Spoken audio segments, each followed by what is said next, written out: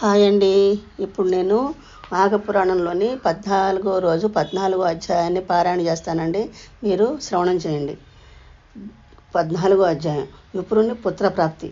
గృష్ణుమద మహర్షిని చూచి జోహ్నుముని ఇట్లు పలికెను. మహర్షి, మాఘమాస వ్రతమును చేర్చే మానవుల జ్ఞాన మోక్షములు కలుగున నా సందేహము తీర్చుకొని అడుగగా జోహ్ను మహర్షి ఇట్లా నేను జోహ్నుముని వినుము.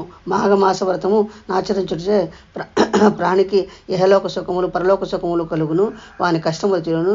అందుచే సంతుష్టుడైన మానవుడి ఇంకను శ్రీహరిని ప్రీతికరములుగా వ్రతములు ఆచరించి జ్ఞానియే సత్కర్మలు ఆచరించి ముక్తి పొందును. అట్టి కథను ఒకదాన్ని వివరించదును, వినుము అని పలికెను. పూర్వం గంగా తీరమున బ్రాహ్మణుడు ఒకడుండెను. అతడు వేదాంగములను చదివినవాడు, ఉత్తమశీలుడు, ఆచారవంతుడు, నీతి దయ జ్ఞానము ఇంద్రియ జయము కలిగినవాడు. అతని భార్య ఉత్తమురాలు. వారికి సంతానం లేదని లోటు తప్ప మరి దేనికి లోటు లేదు. పుత్రుడు లేరని విచారపడుచున్న ఆ బ్రాహ్మణుడు ఒకనాడు భార్యతో గుణవంతుడైన పుత్రుడు ఒకడున్నను మనకు కలగలేదు. ఇట్టి పుత్రుడు ఒకడున్నను మన వంశమున మనకు సద్గతులు కలుగున్నాయని విచారించను. అప్పుడు ఆమె, నాథ, నీకు తగిన వారికి చేయలేదేమో, అందువలన మన సంతానం కలగలేదనుకుందును, కానీ సమాధానం ఇచ్చదను. అప్పుడు ఆ బ్రాహ్మణుడు, ప్రియ, దుష్కరమైన తపమాచరించి ఆయనను శ్రీమన్నారాయణ సంతోషపరచదను, పుత్రవరమును కోరుదునని చెప్పెను. కష్టమైన నియమములను పాటించి నిశ్చలమైన తపము చేసి ముఖండ మహాముని వలె ఉత్తమ పుత్రవరమును కోరేదనని పలికెను. ఆ దంపతులిద్దరూ తపమాచరించవలనని గంగా తీరమునకు పోయిరి. బ్రాహ్మణుడు అష్టాక్షర మంత్రమును జపించుచు శ్రీహరిని మనసులో నిలుపుకొని తీవ్రమైన తపం ఆచరించను. కొంతకాలమునకు శ్రీమన్నారాయణమూర్తి ప్రత్యక్షమాయను. అతను 4 చేతులందును శంఖమును చక్రమును గదను ధరించి ఉండెను. వనమాలను ధరించెను. పచ్చని పట్టుపట్టను కట్టెను. కౌస్తభమణియును భూషణము ధరించెను. అతని కిరీటము కోటి సూర్యుల కాంతితో నుండెను. శాంతభూషితుడైన ప్రసన్నత గల శ్రీహరి ముఖము మకర మండలమునందు కాంతితో మరింత శోభాయమానంగా ఉండెను. నారద మహర్షి స్తుతించుచుండగా, అప్సరకాంతుల పాటలు పాడుచుండగా లక్ష్మీ సమేతుడే గరుత్మంతుని పైనెక్కి ఆ బ్రాహ్మణుని వరమును ఇచ్చేదనని వచ్చెను. తనను గమనింపక తీవ్రమైన తపమును నిమగ్నుడై ఉన్న ఆ బ్రాహ్మణుడు చిరునవ్వు నవ్వుచు, విప్రా, నేను నీకు వరము వచ్చి తిని నీ తపమునకు మెచ్చి తిని అని పలికెను. శ్రీహరి అట్లు పలికినను. ఆ బ్రాహ్మణుడు నిశ్చల చిత్తుడే బాహ్య జ్ఞానం లేని స్థితిలో ఉండెను.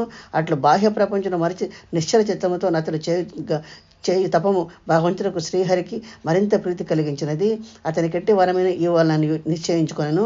వాని మనసును బాహ్య ప్రపంచంలోకి మరలినట్లు చేసెను. మనసు చెదరగా బ్రాహ్మణుడు కారణమేమని కన్నులు తెరిచెను. తన మనసులో నిలిచిన శ్రీమన్నారాయణుడు ఎదుట నిలిచి ఉండని గుర్తించెను. ప్రసన్నమూర్తిని చూచెను. ఆనంద పరవశుడే అతడు శ్రీమన్నారాయణుని స్తుతించెను. జోహ్నుముని ఆ బ్రాహ్మణుడు అష్టోత్తర శతనామావళితో శ్రీహరిని స్తుతించి ఆనంద పరవశుడై నమస్కరించుచు నిలిచి ఉండెను. భగవంతుడు వరమును కోరుకొనమనెను. శ్రీహరి మాటలు విని ఆ విప్రుడు, స్వామి, నీ పదముల యందు నాకు నిశ్చలమైన భక్తి నిమ్ము. ఇహలోకమున పరలోకమున సద్గతికి కారణమైన పుత్ర సంతానం నిచ్చి నాకు ముక్తి నొసంగమని కోరెను. శ్రీహరి, నీవు కోరినట్లే వరము నిశ్చితిని.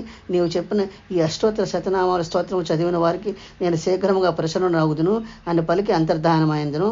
బ్రాహ్మణుడు నష్టద్రవ్య లాభము అందిన వాని వలె, అంటే పోయిన సొమ్ము దొరికిన వాని వలె సంతసించుచు తన ఇంటికి చేరను. కొంతకాలమునకు వారి భార్య గర్భవతి అయిను, కుమారుడు కలిగను. పుత్రుడు కలిగినందుకు ఆ బ్రాహ్మణుడు మిక్కిలి ఆనందించెను. కొంతకాలమున నాద మహర్షి వాని ఇంటికి వచ్చెను. బాలుని చూచి వీని ఆయుర్దాయం 12 సంవత్సరములను చెప్పెను. తన దాన తాను పోయెను. ఆ బ్రాహ్మణుడు నారద మాటలు తలుచుకొని విచారమగ్నుడై ఉండెను. వాని భార్య వాని ఒడిలో కూర్చుండబెట్టుకొని వాని నిమురుచు కన్నీరు కార్చుచు నిట్టూర్పులు విడుచుండెను. విచారవదనముతో ఆహారం తీసుకొనక విచారపడుచుండెను. నాథ, నీవు తీవ్ర తపమరించి వరముగా నీ పుత్రుని పొందితివి. చంద్రుని వల్లే సంతానము కలిగించి నీ కుమారుడు 12 సంవత్సరములు జీవించి విద్యాభ్యాసం చేయి మరణించును కదా. నేను ఈ పుత్రశోకమును ఎట్లు సహించగలను? పుత్రశోకం భరింపజాలను అని భక్తితో పలికెను. ఆ విప్రుడు భార్య మాటలు విని బాధపడుచు ఆమెను ఓదార్చి నిశ్చయించుకొనెను. తన కుమారుడు ఆమె నోరడించి ఇట్లనెను, ప్రియా, దుఃఖము శరీరమును బాధించును. నీ దుఃఖమును తగిన కారణం లేదని కొందును. మృత్యువు తప్పనిది, అది ఎవరినైనా విడవదు. మన పుత్రుడు 13వ ఏట మృతి నొందినని ఇప్పుడు దుఃఖపడుచుంటివా? నీకు నాకు ఎప్పటికైనా మృత్యువు తప్పదు. మన పుత్రుడు మనం మరణించిన తర్వాతైనా మరణం తప్పదు కదా. మరి మీ ముందు వెనుకల వయసును కలదు కానీ మృత్యువునకు లేదు. పండితుడైన వాడు సుఖదుఖములు హర్షశోకములు అంటదు. కావున నీవు శోకింపకము, జరగవలసిన జరగక తప్పదు. అటుచో నీ విచారం ఎలా? నీ దుఃఖమును కానున్నది కాక మానదు అనగా నీ శోకము నిష్ప్రయోజనము. ప్రతి ప్రాణియు తాను చేసిన కర్మను అనుసరించి జన్మించును, మరణించును. కనిపించినది నశింపక నిలుచున, కావున శోకింపకము అని ఆమెను ఓరడించును. మరియు నిరర్థకమైన దుఃఖమును విడువము. శ్రీహరి పూజించి పుత్రుని మరణభయం పోగొట్టుకుందును.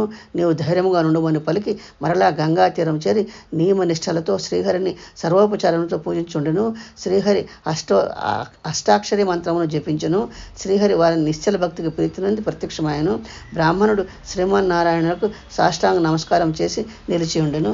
నా ఛానల్ను కూడా సపోర్ట్ చేయండి, సబ్స్క్రైబ్ చేయండి, లైక్ చేయండి, షేర్ చేయండి.